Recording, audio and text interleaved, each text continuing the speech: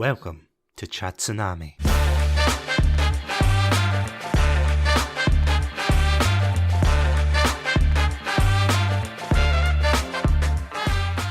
It may come as no surprise that yes, shock horror, I am indeed a fan of Sonic the Hedgehog. If that wasn't apparent by our Sonic Month in Season 2, or the numerous collaborations I've done on it with other creators such as Wisteria Moth and Super Shadow 271, the series holds a nostalgic place in my heart. That being said, I'm no stranger to how contentious the fanbase can be in regards to the live action movies, with some praising them as the greatest thing since the Sega Mega Drive, to those saying that it's worse than Sonic 06. And if you've got that reference, then you're certainly in the right place. But no matter what people think of the movies, there's no doubt that these have been extremely successful, and with the introduction of fan favourite characters in the sequels such as Tails and Knuckles, as well as a tantalising cliffhanger, it seems like the series has drawn interest across the fandom. To add fuel to the ever-growing hype the second Sonic film was generating at the time, it was announced in February of 2022 that beyond the film being released in April of the same year, we would also eventually be getting a Knuckles spin-off show, and with that, things seem to be on the rise for this new cinematic universe being created. However, something weird happened. At the time of the second film's release in April of 2022, there was little to no information about the new series at all. Like many others, I assumed that maybe it would be released the following year to capitalise on the fresh success of the previous film, and yet it would not be until February 8th of 2024 that we would finally get our look into the first Knuckles trailer. And I'm going to be honest, if you thought the reception to the live action films were bad, then you're in for a wild ride. Going forward, I'm going to be giving my own spoiler-filled opinions about the series. If you haven't watched it yet and are still curious, then feel free to pause this episode and go put it on. But with that out the way, what made this series so objectionable? Why was this entry tougher than the rest of them to get through? And is there a chuckle at the end of this series? Grab your spiked boxing gloves and let's find out.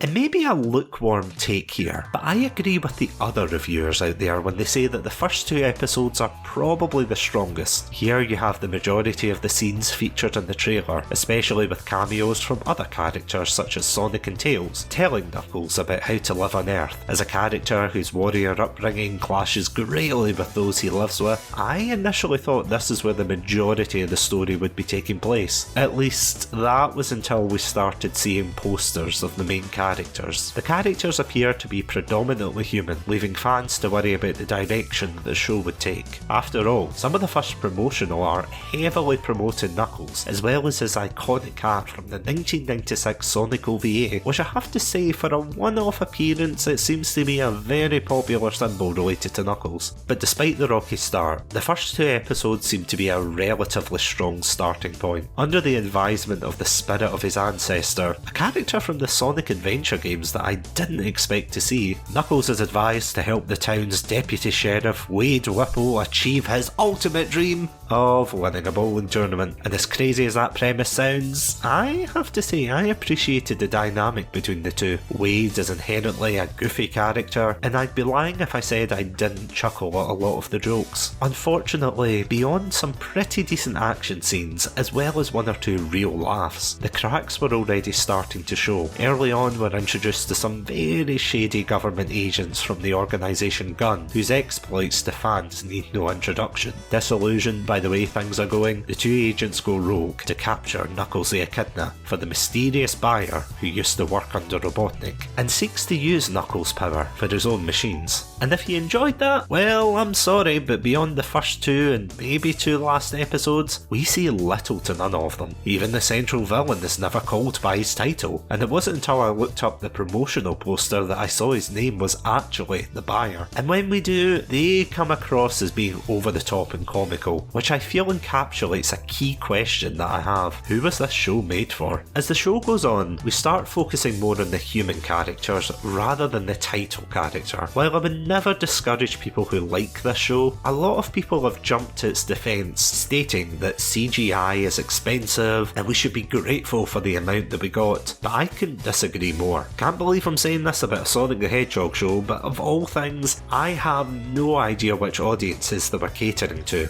In some scenes, the humour is so juvenile that one would think that they were going for a younger audience. And that's all well and good, but weirdly enough though, the show also tries to have its emotional scenes served side by side as well. You have a strangely compelling motivation by the villains of the series, only for it to be overshadowed by Wade's family issues, and a bowling tournament plot that sounds like something plucked from a 1980s family comedy. E.T. strikes home, if you will. And speaking of family issues, there is a lot of bizarre choices that I feel needs to be addressed. This kicks off in episode 3, where Wade seeks refuge in his mother's home, just in time for a Shabbat dinner during the Jewish Day of Rest. This whole sequence could have been a great way to develop the characters, and at times I thought the relationship between Knuckles and Wade's mother was endearing. It could have been a perfect exchange of cultures, which in turn would have motivated Knuckles to have a desire to defend his new home. But between a dinner scene that long outstayed its welcome to a brief Holocaust reference that came out of nowhere, everything about it felt more like one of those weird religious Sonic illustrations, yes they exist, you would find on somewhere like DeviantArt. And if I had a penny for every time that event was referenced in Sonic media, I would have two, which isn't a lot, but damn it all if it isn't really weird that it happened twice. What follows is more bickering between Wade and his sister, a supposed FBI agent who acts more like a child trying to emulate what they think seems cool. It gave me horrible flashback to the old buddy road trip films that they used to pump out en masse years ago, where the main human character would be accompanied by a CGI creature and go on poorly written adventures with licensed music and jokes that never landed. To be honest, it's kind of ironic given how the first Sonic films started out in a similar format, yet utilised the tropes better. The tone of the show is all over the place. As I said, you have some really serious moments such as Wade trying to reconcile with his father, and the very real discussion of Sonic & Co.'s impact on the world, which are, all things considered, pretty decent motivations for our heroes and villains. I even loved the no-nonsense aspect of Knuckles soften over time, while Wade took lessons from his new mentor's resolve and dedication. Unfortunately though, the show is drowned in product placement, and a plot that very young members of the audience would more likely enjoy. While there's some references sprinkled in there for the older fans, I'm not going to pretend that this show is by any means aimed towards the likes of me. But then again, in episode 4 we get a reference to one of Sonic's more infamous enemies from the game Sonic 06, known as the Fire Demon Iblis. It is a creature of limitless destruction, one that strikes fear in the heart of many characters, reduced to a puppet browsing Facebook Marketplace. No, I genuinely wish I was kidding there. What was actually interesting to note here is that many of the more casual fans who reviewed the show were unaware of who Iblis was, making it all the weirder that they would choose them of all villains to showcase. But that being said, and as hypocritical as it may sound, I had a lot of fun with episode 4. It was goofy, it was over the top, but damn, it was entertaining. It's just a shame that the rest of the series doesn't maintain a consistent tone. Going back to an earlier point, in the buddy road trip type films of recent years, you don't feel any suspense about what's going to happen because of how cartoonish and over the top it is. You know at the end everything's going to work out, but because of that there's no real investment in what's going on. And even at the end when Wade takes on what I can only assume is an American's interpretation of what an Englishman in 2024 looks like in a bowling tournament, I find myself wondering why this is the direction they went for.